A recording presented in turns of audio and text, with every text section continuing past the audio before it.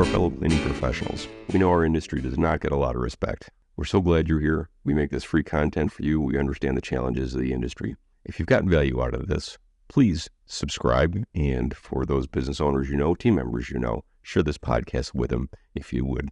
Let's get back to the doc. Joel, we're back, and we're talking about dumb things. Now, forgive me, folks. Not dumb things in that cleaning is dumb, but every now and then you just run into a, what happened?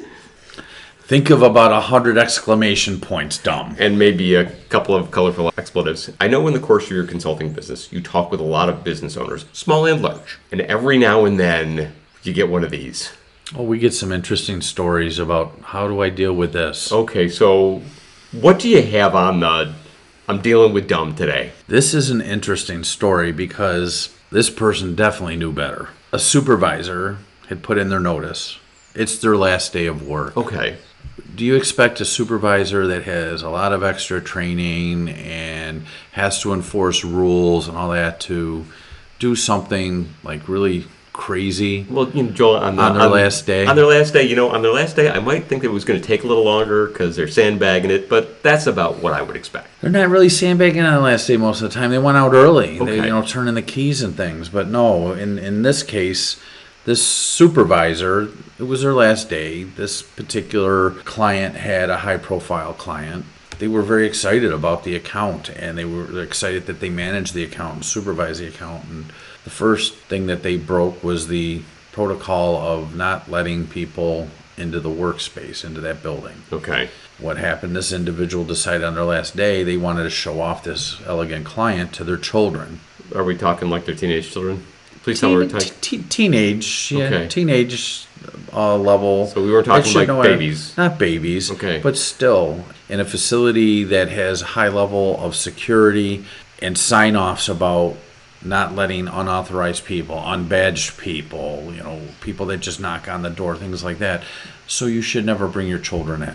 Can I assume they have a security camera? They definitely had, because there was still shots of the individual. So there, but I don't know if they were at the doors or whatever. I don't know all that intricate detail. But this individual definitely brought people into the building that were unauthorized, that were not allowed to be there, that hadn't gone through the safety training prior to entering the building. And remembering that this supervisor actually had to enforce all these rules, and on several occasions had written up and terminated individuals previously for So they really conduct know the similar. rules. They really knew the rules. That was the first thing they did. So they broke that safety protocol. The next thing they did was they realized that the badge that they were given was like an all-access badge that could get anywhere into the facility. And I don't want to blame a client's client that, hey, you shouldn't have had it like that, because you can alter those things with the way that electronics work today, and Sure. you can lock certain badges out of areas that people shouldn't be in. But unfortunately, this was an all-access badge, and this person went into areas that people weren't supposed to enter without certain kinds of training, as well as gowns and things like that they should have had on in these areas. They just went in with their street clothes. There's a lot of potential safety protocols. So there was safety protocols being broken. There was security protocols being broken. And There the was former supervisor thinks they're just kind of showing off. And that's kind of what this individual felt. And again, this was their last night working for this company. So what do they have to lose, right? Well, yeah, that's kind of how they thought about it. It's like, oh, it's my last night. I just want to show things off. Oh, blah, blah, blah. Well, obviously, the client found out all about this. They talked to my client, and this client ended up being removed from the cleaning contract effective immediately. So even the individual that was working there, Not the supervisor. not the supervisor, Okay. their frontline employee who was working there, everybody lost their job. That employee lost their job. The fact that this was a high-profile client that paid a fair amount of monthly revenue, they had to lay off some other staff to help recover. It was just weird. And these are some real-life experiences that happen to clients, and Yeah. it happen every day in our janitorial companies. It could be me, it could be you, it could be anybody who has a cleaning company this could happen to. How do you deal with that loss? They had to recoup. So that was one of the reasons why they reached out to me, is like, what do we do? I asked them, well, how good is your relationship with that client? Well, it's been great. We had some bumpy times, but we put in all kinds of additional, training needs and additional checklists, and they had done everything right. And the client was delighted and was a client that they could always count on to be a reference check. Right up until. These are the dumb things that sometimes happen. All the protocols were followed up until last night, and the person who violated them was the enforcer of them. Mm-hmm. It's hard. Sometimes, even as a supervisor or a manager or an owner, we trust certain people within our organization. Maybe being there last night, maybe there should have been a little closer supervision on that individual. So I guess, perhaps if we're going to leave business owner or even a well-intended manager with a piece of wisdom out of this, how would you wrap that up in a nutshell for them? I don't want to leave them hopeless. Well, you tried to work the relationships. Mm-hmm. In this case, this client was not able to work that relationship. But usually when you have good relationships with your customers, and I've had some run-ins with some of my customers in the past where somebody did something dumb and it's like, okay, yeah, we realize it wasn't you, and yes, you always make things right for us. And it's like, always be transparent. Mm-hmm. I suggested having tighter controls. I even talked to my outside HR consultant. Am I telling my client everything I should? Is there anything that we should have done different? That told my client of what they should lay out to make sure that this doesn't happen again. And even my outside consultant said that everything was done right. All the things were checked, and this person had been enforcing the rules. They understood the rules. I just think they were just so excited because it was a high profile client that they just wanted to show things off to their kids and say, this is what we do. And unfortunately, sometimes there's nothing we can do.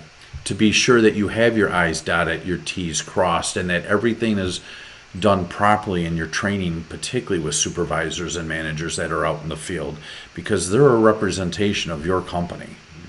And when they do something wrong, that falls right back on the owner, because you're going to be seen as the individual who trained and developed that person. So Joel, in this situation, what do you tell the business owner?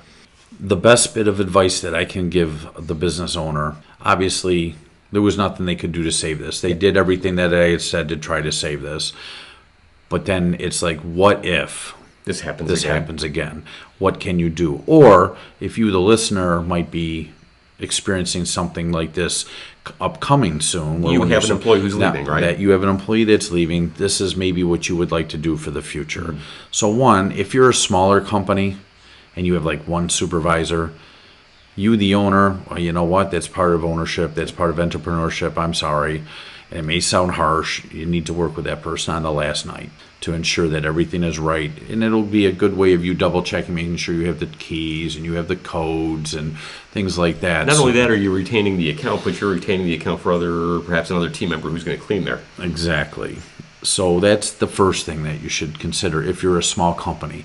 If you're a bigger company and you have multiple supervisors, maybe one of those supervisors slides over, because who's going to be taking over after that person is done? Right. Or do you have an organization where you have management or supervisors in training to take over and you have them work, because they're going to know what the protocols are for that account. In this case, hey, you can't bring the kids in.